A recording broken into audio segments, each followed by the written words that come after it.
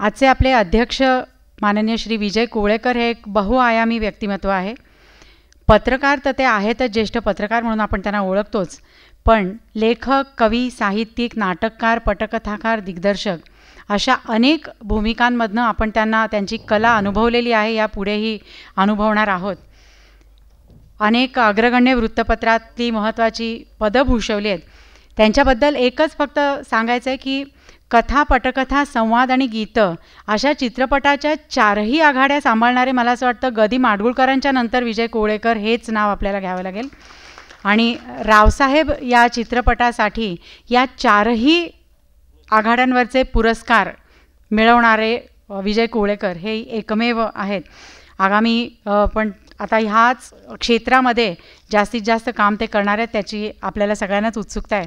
तर माननीय श्री विजय कोवळेकरांना मी संवाद साधण्याची विनंती करते. माननीय पांडुरंगराव बलकवडे, डॉक्टर उदय कुलकर्णी, डॉक्टर बापये, उपस्थित सर्व मान्यवर आणि मित्र, मी काही इतिहासाचा तज्ज्ञ नाही.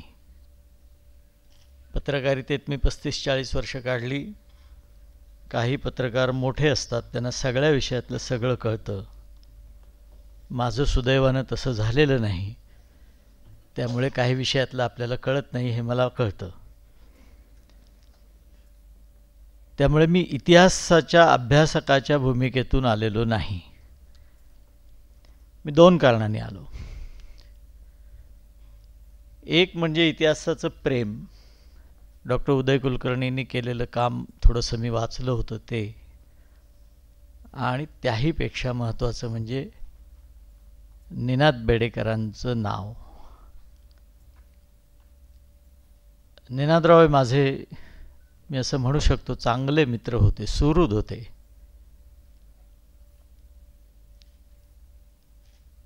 आमच्या गप्पा तर खूप होत होत्या, पण माझ्यासाठी त्यांनी लिहिलं सुद्धा खूप. आणि दुसरा भाग असा होता, काही वेळेला व्याख्यानांची निमंत्रणं त्यांनाही खूप असायची, मलाही खूप असायची. मग काही वेळेला मी त्यांना फोन करायचा संयोजकांच्या वतीनं की निनादराव इथं तुम्ही गेलात तर बरं होईल. काही वेळेला ते मला सांगायचे की इथं तुम्ही जा, लोक चांगले आहेत. आज दुर्दैवानं वेळ अशी आहे की निनादराव नाहीत म्हणून तुम्ही या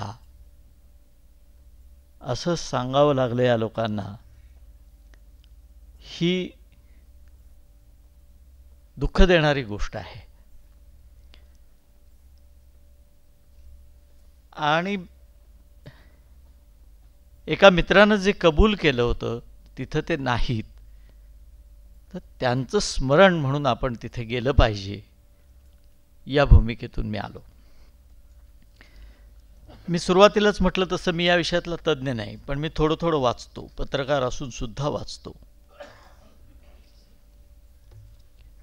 आणि मराठ्यांचा इतिहास, मराठ्यांचे संदर्भ, इथे अनेक संदर्भ आले. जसं निनादरावांशी माझे संबंध उत्तम होते, तसे तात्या खरेंशीही माझे संबंध फार चांगले होते. तुम्हाला आश्चर्य वाटेल, तात्यांचं तुम्ही लेंगा सदरा सांगितला, तात्यांनी तो वेश कधीच बदलला नाही. अंतुलेंना भेटायला गेले तरी तात्या तसेच होते, आणि मृत्यूला भेटायला जातानाही तात्या तसेच होते. अत्यंत साधे होते. निनादरावही अत्यंत साधे होते. पुलंनी कार्लाईलबद्दल एक वाक्य फार छान लिहिलंय. त्याची बायको कार्लाईलची म्हणाली, कार्लाईल फार साधा होता.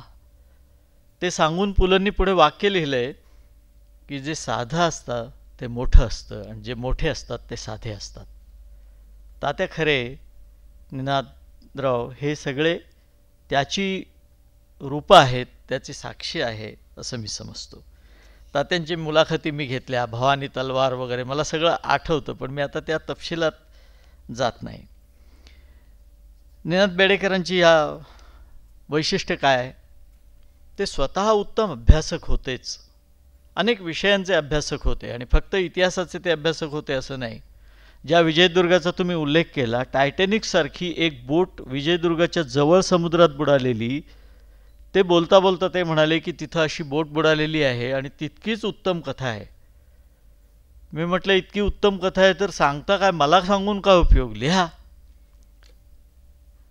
आणि त्यांनी इतकं सुंदर लिहिलं. त्यानंतर मला वाटतं विजयदुर्गचे रहस्य अशा नावानं ते पुस्तक प्रसिद्ध झालं.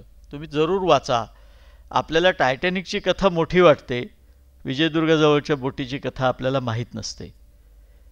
हा दृष्टिकोनातला फरक आहे आणि आस्थेतला फरक आहे, जो पांडुरंगरावांनी अतिशय विस्तारानं सांगितला. मी खरं म्हणत होतो की माझी थोडी मिनटं कमी करा आणि त्यांना जास्त बोलू द्या, कारण बलकवडेंसारखे लोक बोलतात त्यावेळेला इतिहास जिवंत होतो तुमच्या भाषा मनामध्ये. आणि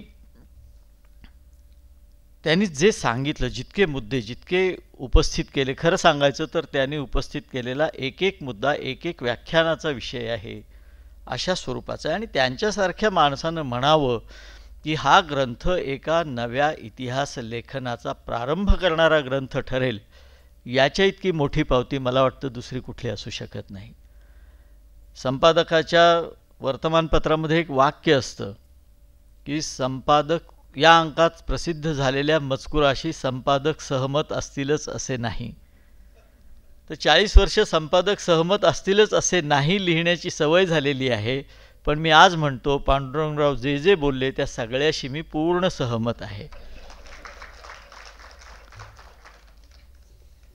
डॉक्टर उदय कुलकर्णी आणि बापे एखादा विषय घेऊन ध्यासानं संपूर्ण आयुष्य वाहून काम करणाऱ्यांची महाराष्ट्रात मोठी परंपरा आहे होती असं म्हणायला लागेल. आता ते प्रमाण कमी होताना दिसायला लागलेलं आहे. कदाचित लोकसंख्येच्या तुलनेमध्ये असेल, परंतु एक एक व्यक्ती ही एक एक संस्था होती, अशी माणसं आपल्याला खूप दिसतात. अशा प्रकारानं ध्यासानं काम करणाऱ्यांची संख्या एका बाजूला घटताना दिसते, दुसऱ्या बाजूला समाज जीवनाच्या सर्व अंगामध्ये ज्ञानापेक्षा धनाला आणि त्यागापेक्षा भोगाला महत्त्व येताना दिसतं आहे. अशा वेळेला हे दोन सर्जन्स जे उत्तम ज्यांचं चाललेलं आहे, म्हणजे काही चाललं नाही तेव्हा आता काय करायचं म्हणूनही लेखनाकडे वळणारे आपल्याकडे लोक आहेत, तसं नाही. उत्तम चाललेलं आहे, स्थान उत्तम आहे, व्यवसाय उत्तम आहे, पण रामदासांनी सांगितलं जोडोनिया धन उत्तम व्यवहारे उदास विचारे वेच करी. तर धन जोडतानाच, लक्ष्मी जोडतानाच सरस्वतीलाही विसरता कामा नये, हे या दोघांनी लक्षात ठेवलं, त्याची पण ही साक्ष आहे.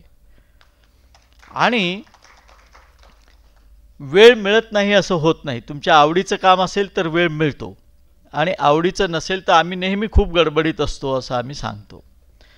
या दोघांनी या पद्धतीनं अभ्यास करून हे काम करणं, आणि तेही पदरमोड करून केलेलं आहे. मग याच्यात काही कुणी कुठल्या संस्थेनं मदत केली, यांनी पैसे दिले त्यांनी पैसे दिले असं नाही आहे. स्वतः पैसे घालायचे, स्वतःचा वेळ घालायचा, आणि एका अर्थानं या कामातून काय मिळणार याची काहीच शाश्वती नाही. श्रेय मिळेल असं नाही, पैसे तर नाहीच मिळणार. मग कशासाठी करायचं, तर हे आत्मानंदासाठी करायचं. मला हे केलं पाहिजे असं वाटतं म्हणून. आमचे महाजन ते पर्वतीला जातात, कशासाठी जातात? लोकांना दाखवण्यासाठी नाही जात, त्यांना आनंद होतो. हा आत्मानंदासाठी यांनी हे लेखन केलं. आणि अर्थातच त्यामागे उद्देश आहे की एक खरा इतिहास, त्याचं इतिहासाची सर्व परिमाणं घेऊन पुढे आला पाहिजे. आणि त्यासाठीचे जे परिश्रम डॉक्टर उदय कुलकर्णींनी केलेले आहेत, खरोखरच फार आश्चर्य वाटावं. आणि पांडुरंगराव म्हणाले की इतिहासाची अधिकृत पदवी न घेतलेल्या लोकांनी केलेलं काम हे जास्त आहे. पत्रकारितेत सुद्धा असंच आहे. पदव्या घेतलेले साधारण प्राध्यापक होतात, न घेतलेले पत्रकार होतात, असं अनेकदा दिसतं आपल्याला. या दोघांनी ज्या निष्ठेनं ज्या जिद्दीनं हे काम केलेलं आहे. डॉक्टर कुलकर्णी ते कागद बघायला लंडनला गेले, तिथनं काही कागदपत्र घेऊन आले, ती निनादरावांच्या इकडे घेऊन जायची, ती मोडीचं मराठी करून घ्यायचं. हा सगळा व्याप, मी जरा सावध शब्द वापरतो आहे, हे तुमच्या लक्षात आलं असेल, पण म्हणून श्रेयासाठी काम नाही आहे हे काम. त्यांनी जेवढ्या पुस्तकांचे नावं तुम्ही संदर्भाचे जेवढे दिले आहेत ना, तेवढी पुस्तकं आम्ही इतिहासाची एकत्रित पाहिलेली सुद्धा नाहीत. याच्यावरून ज्या प्रकारचं काम केलेलं आहे, कागदपत्र जमवणं, अनेक कागदपत्र मुळातून या ग्रंथामध्ये येणं, ती कागदपत्र वाचल्यानंतर त्यांचं महत्त्व लक्षात येतं आणि त्याच्यावरच्या भाष्यातून त्यांचं महत्त्व लक्षात येतं. अशी माणसंच वेगळे टप्पे निर्माण करत असतात आणि ज्ञानाच्या साधनेमधले, अभ्यासाच्या मधले हे टप्पे असतात. तसा हा टप्पा आहे आणि मला तो फार महत्त्वाचा वाटतो. तर इंग्रजीत पुस्तक लिहिणं हे अत्यंत चांगली गोष्ट केली असं मला वाटतं. मी मराठीचा अभिमानी आहे, पण इंग्रजीचा द्वेष करणारा नाही. मी तात्यासाहेब शिरवाडकर जसं म्हणाले, परभाषेतही व्हा पारंगत ज्ञानसाधना करा तरी, माय मराठी मरते इकडे परकीचे पद चेपू नका. भाषा मरता देशही मरतो, संस्कृतीचाही दिवा विझे, गुलाम भाषक होऊन आपुल्या प्रगतीचे शिर कापू नका. मराठीवर प्रेम याचा अर्थ इंग्रजीचा किंवा हिंदीचा द्वेष असा होत नाही. अभ्यास दोन्हीचा चांगला पाहिजे, पण इंग्रजी ही व्यापक प्रमाणात पोहोचण्याची भाषा आहे हे आपल्याला नाकारता येत नाही. त्यामुळे तुम्ही इंग्रजीत ग्रंथ लिहून मोठं काम केलं, पण तुम्ही इंग्रजीत काय लिहिलंय हे ज्याला इंग्रजी येत नाही आमच्यासारख्यांना समजलं पाहिजे, म्हणून ते मराठीत आणणं महत्त्वाचं होतं. ते डॉक्टर बापा यांनी केलं आणि मूळ ग्रंथा इतकाच जणू काही हा स्वतंत्र ग्रंथ आहे असं वाटावं इतकं उत्तम भाषांतर केलंय. मी अनुवाद असं म्हणत नाही, त्याला भाषांतर, रूपांतर अशा स्वरूपाचा शब्द वापरतो. याचं कारण काय आहे की त्यातलं मराठी फार चांगलं आहे आणि ज्या पद्धतीनं तुम्ही घासून पुसून एक एक शब्द घेत जाता त्याशिवाय उत्तम मराठी येऊ शकत नाही. भाषांतराचे मंजिरी धामणकरांनी काही नमुना एक सांगितला, मी असे तुम्हाला खूपच सांगू शकेन. आणि मी शाळा महाविद्यालयामध्ये जातो, महाविद्यालयातली मुलं आत्ता जी भाषा बोलतात, माझ्या लाईफचा प्रॉब्लेम फार कॉम्प्लिकेटेड झालेला आहे आणि त्याला सोल्युशन नाही. ह्याच्यात एखाद्या क्रियापदाव्यतिरिक्त काहीही मराठी नाही. मराठीची दुर्दशा सर्व बाजूनी होत चाललेली आहे. मी तुम्हाला किती उदाहरणं सांगू. पुण्यातल्या एका मोठ्या शाळेतलं उदाहरण सांगतो, खूप नामवंत शाळा. पुण्यात बहुतेक शाळा नामवंतच आहेत. तर नामवंत शाळा, तर शिक्षकांना निरोप द्यायचा कार्यक्रम होता आणि मुख्याध्यापिका म्हणाल्या की मुलांनो, आज आपण आपल्या लाडक्या सरांचं अंत्यदर्शन घेण्यासाठी जमलो आहोत. मुलं अशीच हसली. तर बाईंना वाटलं आपण काहीतरी विशेष केलेलं आहे. त्यावेळेला काही काळजी करू नका, सरांचं शाळेवर इतकं प्रेम आहे की ते पुन्हा पुन्हा याच शाळेत येतील. सर थोडे मिश्किल स्वभावाचे होते, जीवनाकडे थोडं हसऱ्या नजरेनं पाहिलं की ताण कमी होतो, दुःख कमी होतं. सर म्हणाले, मी बाईंचा 2 कारणासाठी आभारी आहे. एक, माझा सत्कार केला, एवढा सगळा कार्यक्रम केला, आणि दुसरं, या निमित्तानं आपुले मरण पाहिले म्या डोळा. मराठीची ही अवस्था शालेय स्तरापासून, इतिहासाबद्दल तर मी बोलतच नाही, इतिहासात कुणाला किती पानं आहेत. तुम्ही फक्त पूर्वार्ध सांगितला, 2 ओळी शिवाजी, 2 ओळी मराठ्यांच्या इतिहासाला आणि 3 ओळी शिवाजी महाराजांना. मोगलांच्या इतिहासाला किती पानं आहेत तीही सांगा. मला वाटतं 20 पानं काहीतरी आहेत, 20 का 27 पानं आहेत, बरोबर ना? जास्त आहेत. इतिहासाकडे तुम्ही कोणत्या दृष्टीनं पाहताय याच्यावरती तुम्ही तिथे काय समाविष्ट करणार हेही अवलंबून असतं. पण अशा पार्श्वभूमीवर उत्तम मराठीमध्ये जेव्हा एखादा इंग्रजीतला ग्रंथ येतो तेव्हा माझ्यासारख्या मराठीवर प्रेम करणाऱ्याला फार बरं वाटतं की अरे वा, छान. कारण हा नुसतं भाषांतर, शब्दाला शब्द नाहीत. जसे तुम्ही काही उदाहरणं डॉक्टर बापा यांनी फार अनेक प्रश्न त्यांच्या निवेदनातनं उपस्थित होऊ शकतात, खूप चांगली उदाहरणं दिली. भाषा ही संस्कृतीची वाहक असते आणि जेव्हा तुम्ही रूपांतर करता तेव्हा त्या संकल्पनांसह आपल्या मातीत ते रुजावं लागतं. वेगळं उदाहरण सांगतो. गदी माडगुळकरांना एकदा कविता दिली, हिंदी कविता, कौशल इनामदारांना माहीत असेल ती कविता. अशी होती की, आणि मराठीत सांगितली, एका अर्ज करू दिलवर किसी से न कहियो जी, रात भर रहियो सवेरे चले जइयो जी. आता हे हिंदीतलं आहे. माडगुळकरांना त्याचं मराठी करायला सांगितलं. माडगुळकरांनी काय सुंदर मराठी केलं. एका अर्ज तुम्हा दिलवरा मनीचं मनी ठेवाजी, रातभर राहावा झुंजूर का तुम्ही जावाजी. हा जो झुंजूर काय ना, हा या मातीतला आहे. हे मी जे म्हणतो की सांस्कृतिक संदर्भांसह त्याचं रूपांतर यायला पाहिजे. हे मोठं काम डॉक्टर बापय तुम्ही केलेलं आहे. तुम्ही दोघांनी मिळून केलं का 5 जणांनी मिळून केलं मला काही महत्त्वाचं नाही. आणि शब्दकोश तुम्ही बाजूला ठेवले ही फारच चांगली गोष्ट केली खरं म्हणजे.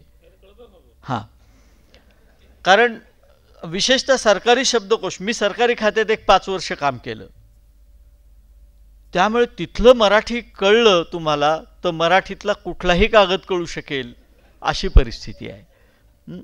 परंतु या प्रकारानं संकल्पना, त्यामागची पार्श्वभूमी हे सगळं घेऊन भाषेची रचना करणं ही फार चांगली आणि आवश्यक गोष्ट असते. तीही या ग्रंथात झाली. म्हणून तुम्हा दोघांचंही मी अतिशय मनापासून अभिनंदन करतो आणि एक भाषेचा चाहता म्हणून आभारही मानतो. आता हे सगळं करत असताना या पुस्तकाचं आणखी एक वैशिष्ट्य आहे. संजयानं जसं कुरुक्षेत्रावर काय घडलं हे तो धृतराष्ट्राला सांगत होता आणि ते वाचताना आपल्याला असं वाटतं की ते युद्ध घडतंय आणि आपण पाहतो आहोत. हे पुस्तक तुम्ही वाचा, आपल्याला तसं वाटतं की तिथे घडत असताना डॉक्टर कुलकर्णी आपल्याला सांगतायत, डॉक्टर बापई आपल्याला सांगतायत. आपल्या डोळ्यासमोर ते चित्र उभं राहणं ही यातली अतिशय महत्त्वाची गोष्ट आहे. आणि त्याने वर्णन फार छान केलं आहे त्या पुस्तकाच्या. ह्याला त्यांनी म्हटलंय पानिपतच्या मोहिमेचा वस्तुनिष्ठ वृत्तांत. आता ह्याच्यात 2-3 गोष्टी आहेत. पानिपतच्या मोहिमेचा हा भाग सोडून द्या, पण वस्तुनिष्ठ आणि वृत्तांत हे 2 शब्द पत्रकारितेशी संबंधित आहेत. वृत्तांत आहे, काल्पनिका नाही, हे त्यातलं महत्त्वाचं आहे. आणि तो वस्तुनिष्ठ आहे असं पण सांगितलेलं आहे, म्हणजे त्याच्यात भेसळ नाही. वस्तुनिष्ठतेला एकेकाळी वृत्तपत्रात, प्रसारमाध्यमामध्ये फार महत्त्व होतं आणि आजकाल प्रसारमाध्यमामध्ये सुद्धा वस्तुनिष्ठता हरवते आहे असं चित्र दिसतं. मी अनेक ठिकाणी जातो आणि लोक विचारतात अमक्या अमक्या वर्तमानपत्रात छापून आले ते खरं आहे का. जेव्हा हा साधा प्रश्न दिसायला दिसतो, पण मला असं वाटतं तुम्ही लिहिलंय ते खरं आहे का असं वाचकाच्या मनात शंका येते. याचा अर्थ तुमची विश्वासार्हता घसरलेली आहे किंवा तुमच्या विश्वासार्हतेबद्दल त्याच्या मनात विश्वास राहिलेला नाही. त्यामुळे ही वस्तुनिष्ठ आणि वृत्तांत या दोन्ही गोष्टी या पुस्तकामध्ये सातत्यानं सांभाळलेल्या आहेत. फक्त एक गोष्ट ते म्हणाले की आपण बाजू घ्यायची नाही, ते काही खरं नाही. म्हणजे कसं असतं, बाजू न घेता सुद्धा तुम्ही बाजू घेता ना. एखाद्या माणसाचं वर्णन, क्रूर माणसाचं तुम्ही नराधम असं करता आणि दुसऱ्या बाजूला क्रूर कर्मा असं म्हणता, किंवा ते सौम्य करून बळाचा पाशवी वापर करणारा. शब्द माणूस तोच आहे, तुम्ही शब्द वापरता तेव्हासुद्धा तुम्ही तुमची त्यातली आत्मीयता, आस्था बाजू लक्षात येते. तुम्ही सहज म्हणता सदाशिवराव भाऊ जगले असते तर इतिहास बदलला असता, हे मतच आहे. पण हे मत हवेतलं मत नाही, हे त्यातलं वैशिष्ट्य आहे. वस्तुनिष्ठ वृत्तांतावर, पुराव्यांवर आधारित या पुस्तकामध्ये एकही वाक्य महत्त्वाचं पुराव्याशिवाय त्यांनी दिलेलं नाही. सगळ्याचे पुरावे दिलेले आहेत, संदर्भ दिलेले आहेत आणि मला ते फार महत्त्वाचं वाटतं ह्या दोन्ही दृष्टीने. पण जसा घडला तसा इतिहास सांगितला. अलीकडे एक मला वाटतो तसा इतिहास सांगण्याची एक पद्धत नव्यानं निर्माण व्हायला लागलेली आहे. तसं न करता जसा इतिहास घडलेला आहे त्याचे हे पुरावे आहेत हे मी तुम्हाला सांगतो आहे. माझं मत सुप्तरित्या प्रगट होत असेल, परंतु तुमचं मत तुम्ही स्वतंत्ररित्या ही सगळी साधनं पहा आणि बनवा. शिवाय तुम्हाला साधनं अजून पाहायची असतील तर हे संदर्भ आहेत तुमचे, तुम्ही शोधा, अभ्यास करा. अशा प्रकारचं आणि अनेक कागदपत्र पहिल्यांदा मराठीतच नव्हे तर एकूण इतिहास लेखनामध्ये पहिल्यांदा प्रकाशात आली. हे कशासाठी एवढं करायचं, इतकी धडपड करणं, मला असं वाटतं की ही फार महत्त्वाची ज्ञाननिष्ठेशिवाय होणारी गोष्ट नाही. आता आपल्या इतिहासाकडे आपल्या दृष्टीनं पाहावं असं सांगणारं हे पुस्तक आहे. दुसऱ्यांच्या दृष्टीनं पाहू नका, हा काय म्हणाला तो काय म्हणाला, त्यांच्या नजरेतून आपल्या इतिहासाकडे पाहू नका. आपल्या नजरेतून आपल्या इतिहासाकडे पहा आणि ते पाहताना अभ्यासाशिवाय पाहिजे नाही, अभ्यासोनी प्रगटावे. तसं यांनी संपूर्ण दाखले देत अभिनिवेशरहित शक्य तेवढं तटस्थ राहत, पण डोळसपणा आणि स्पष्टपणानं आपलं आवश्यक तिथे मत नोंदवत अशा प्रकारचं लेखन केलेलं आहे. आता हे करत असताना आणखी काही गोष्टी सहज जाता जाता इतिहासातून शिकण्यासारखं काय, तर शिकण्यासारख्या अनेक गोष्टी असतात, पण याच्यातली काही निरीक्षणं फार मोहीम आटपून आपल्या प्रांतात परत जायचं, आपल्या घरी परतायचं ही मराठ्यांची वृत्ती, मराठी तिथं राहायला तयार नसायचे, हे कदाचित आपल्या स्वभावधर्मामध्येच हे आहे का असंही येतं. एकेकाळी दिल्लीच्या संरक्षणाची जबाबदारी मराठ्यांच्यावर होती, तिथे आपल्याला दिल्लीमध्ये कुर्निसात करायची वेळ आली. आज आपल्याला हे चित्र दिसतं, याचा संदर्भही आपल्याला शोधला पाहिजे. आणि त्याच्यामधून अनेक संदर्भ त्यांनी दिलेले आहेत. शत्रू कोण, नेमका शत्रू कोण हे न ओळखता, दूरदृष्टी न ठेवता आपापसात बेदिली करत राहायचं आणि अगदी अत्यंत क्षुल्लक स्वार्थासाठी प्रसंगी शत्रूलाही मदत करायची. त्यात अंतिमतः व्यक्तिगतही नुकसान होतं, राज्याचंही नुकसान होतं, समाजाचंही नुकसान होतं, राष्ट्राचंही नुकसान होतं. धोक्याची चाहूल घ्यायची नाही. या सगळ्याची अनेक उदाहरणातून आपल्याला हे दिसतं की या गोष्टी टाळल्या पाहिजेत आपण. हे शिकण्यासारखं आहे. राज्यभक्ती आणि स्वामीनिष्ठा या किती शाश्वत आहेत आणि कधी तकलादू ठरतात त्याचेही असंख्य नमुने ह्याच्यात दिसतात. ते इतक्या सुंदर पद्धतीनं त्यांनी प्रत्येक पुराव्यानिशी आणि प्रत्येक माणूस तेव्हा कसं वागला, का वागला, मनुष्य स्वभावाचे हे नाना प्रकारचे नमुने तिथं आहेत. त्याचबरोबर सत्तेच्या राजकारणामध्ये समीकरणं कशी बदलत जातात, रंग कसे बदलत जातात, माणसांचे सत्तांचे रंग कसे बदलत जातात, नसलेल्या गोष्टींना कसं महत्त्व येतं आणि एखाद्या युद्धामध्ये एखादा चांगला पराक्रमी मनुष्य दोरीला अडखळून पडतो आणि तो पडलेला सावरला जाताना मारला जातो, अशाही घटना दिसतात. म्हणजे ह्या सगळ्याचं अतिशय संमिश्र असं चित्र आपल्याला दिसतं. मनुष्य स्वभावाचे अनेक नमुने. अफगाणांनी मराठा सैनिकांची मुंडकी उडवली आणि तंबूंच्या समोर त्याचे ढीग लावले, म्हणजे किती क्रौर्य, असीम क्रौर्यही आपल्याला दिसतं. ह्या सगळ्यामध्ये मी अशी अनेक उदाहरणं, सेनापती होळकर निघून गेल्यावर युद्धाचा भर ओसरायला लागला, सेनापती पडल्यानंतर सैन्य पळून जायला लागलं, असे अनेक अनेक गोष्टी आजही आपण शिकू शकतो. किंवा सदाशिवराव भाऊ म्हणाला होता की हिंदुस्थानचा कारभार हा हिंदुस्थानातल्या लोकांच्या हाती असला पाहिजे. त्याचं आजही तुम्ही जर बघितलं तर त्याचं वाक्य त्यांनी दिलंय की हिंदुस्थानचा कारभार हिंदुस्थानातल्या लोकांच्या हाती असावा आणि अब्दालीसारख्या परकीयांना त्यात स्थान नसावं. हे सदाशिवराव भाऊंचं स्वप्न त्याच्या मृत्यूनंतरच्या दशकात प्रत्यक्षात उतरलं. आज तुम्ही वेगळ्या पद्धतीने या पूर्वार्धाचा विचार करा वाक्याचा. काश्मीरसारख्या संदर्भामध्ये हे वाक्य लागू नाही. म्हणजे इतिहासातली काही सूत्र ही शाश्वत पद्धतीनं लागू असतात, फक्त आपण ती घेतली पाहिजेत आणि त्याच्यासाठी ती घेण्यासाठी त्याची जाणीव समाजाला करून दिली गेली पाहिजे. असे अनेक सूत्र याच्यात आहेत.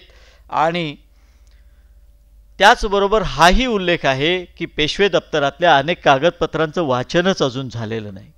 मी ज्यावेळेला माहिती आयुक्त होतो त्यावेळेला काही ह्याचली प्रकरणं माझ्याकडे येत होती. त्यातल्या एका गृहस्थांनी मला एकदा सांगितलं की राणी लक्ष्मीबाईच्या संदर्भातले कित्येक रुमाल अजून उघडलेच गेलेले नाहीत, असे पडून आहेत. आता हा इतिहासाबद्दलची आणि ऐतिहासिक साधनांच्या जतनाबद्दलची ही अनास्था घातक आहे. कारण नाहीतर खरा इतिहास तुमच्या आमच्या पुढे येणार नाही. खरा इतिहास आला नाही, इतिहास जसा आहे तसा स्वीकारला पाहिजे, जे असेल ते. तो जर आला नाही तर आपल्याला आपण कोणाच्या खांद्यावर उभे आहोत हे कळणारच नाही, यथार्थतेनं कळणार नाही. आणि म्हणून या साधनांच्या अभ्यासाची सुद्धा पांडुरंगराव काहीतरी व्यवस्था केली पाहिजे आणि मला खात्री आहे बदललेल्या वातावरणामध्ये अशी व्यवस्था करणं शक्य होईल. समाजातल्या लोकांना त्यासाठी आवाहन केलं पाहिजे, त्यांनी पुढे आलं पाहिजे. भले एका अभ्यासकाचा खर्च जरी 10 लोकांनी मिळून दिला तरीसुद्धा काही कागद वाचले जातील. ऐतिहासिक कर्तव्य म्हणजे प्रत्येक माणसाला इतिहास संशोधन नाही करता येणार, प्रत्येक माणसाला इतिहासाचा अर्थ नाही लावता येणार, पण मी इतिहासाचं कागदपत्र वाचणाऱ्या माणसाला जे आर्थिक सहाय्य लागतं ते देण्याचा वाटा मी उचलू शकतो, अशी माणसं पुढे आली पाहिजेत आणि त्यासाठी आपण प्रयत्न केले पाहिजेत. सत्तेचा एक विशाल पट या पुस्तकात उलगडलेला आहे. पानिपत युद्धापर्यंत आपण कसे गेलो, म्हणजे आधीची परिस्थिती काय होती, कशा कशा पद्धतीनं अचानक काही युद्ध सुरू झालं नाही, कसे गेलो, पानिपतावर प्रत्यक्ष काय घडलं, पानिपतानंतर काय घडलं, याचबरोबर भविष्य काळासाठी कोणती बीजं या सगळ्या 3 दिवसांनी 14, 15, 16 जानेवारीनं रोवली, याचं सुद्धा यथार्थ दर्शन या पुस्तकातून घडतं. आणि खरं सांगायचं तर इतिहास आहे, पण थोडंसं निराशही व्हायला होतं की असं का घडलं. अभिमानही आहे, निराशाही आहे, दोन्हीची जाणीव आहे. या दोन्हीच्या जाणीवेतून आपण इतिहासाकडे बघायला शिकलं पाहिजे. त्याची जाणीव मला या पुस्तकानं दिली. मी फक्त मी बारकाईनं वाचलं आहे हे तुमच्या, म्हणजे मी मुद्दाम यासाठी सांगतो की काही शुद्धलेखनातल्या चुकासुद्धा मी सांगू शकेन, इतक्या बारकाईनं मी ते वाचलं आहे. हे मी यासाठी की मी जर वाचलं नाही तर मी त्याच्यावर बोलू शकत नाही. मला बोलताना मलाच हिम्मत होत नाही विधानं करण्याची आणि मी शक्यतो ते टाळतो. तर हे सगळं वाचल्यानंतर आता मगाशी डॉक्टर बापयांनी विचारलं की डॉक्टर उदय कुलकर्णी पुढे काय करणार. पुढे त्यांच्याकडे संकल्प अनेक आहेत, पानिपतानंतरच्या इतिहासावरही ते लिहिणार आहेत. पण हे वाचल्यावर मला असं वाटलं की सदाशिवराव भाऊवर फार सुंदर लिहिलं आहे त्यांनी. इतके संदर्भ उल्लेख छान आहेत. म्हणजे सदाशिवराव भाऊंच्यावरती कसा आपल्या इतिहासकारांनी अन्याय केला, पाश्चात्य इतिहासकारांनी त्यांना कसा काही ठिकाणी न्याय दिला. सदाशिवराव भाऊंचा पोवाडा आपल्या भूमीत महाराष्ट्रात गायला जात नाही, पण हरियाणात गायला जातो, तिथं त्यांना पुण्यवान मानलं जातं. या माणसाकडे स्वामीनिष्ठेपलीकडे काहीच नव्हतं, त्यानं त्याग केला, त्याला वारस नव्हता. अशा अनेक गोष्टी त्यांनी नोंदवलेल्या आहेत. ते वाचल्यानंतर मला असं वाटतं की त्यांनी सदाशिवराव भाऊंच्यावरती स्वतंत्र ग्रंथ लिहावा. तोही एक महत्त्वाचा चरित्रग्रंथ ठरेल, कारण त्याच्यातून सदाशिवराव भाऊंचे आणि तत्कालीन आणखीन काही संदर्भांचा उलगडा करणं अधिक शक्य होईल. तसा ग्रंथ तुमच्या हातून घडावा. बरं, आता अभ्यास बराचसा झालेलाच आहे, वेगळा आता काही फार करायचं आहे असं नाही, पण तो ग्रंथ मला वाटतं फार वेगळा, अत्यंत आवश्यक आणि ज्याला आपल्या इतिहासकारांनी न्याय दिला नाही त्याला न्याय देणारा ठरेल. आणि तुम्ही तो इंग्रजीत लिहिलात की आता एका नाण्याच्या 2 बाजू असल्यामुळे आपल्याला काही काळजी करायचं कारण नाही. पण डॉक्टर बापे, फक्त भाषांतरं न करता तुमचं स्वतंत्र लेखनसुद्धा चालू ठेवा, कारण तेही तितकंच महत्त्वाचं आहे. अशी मी तुम्हाला दोघांना विनंती करतो.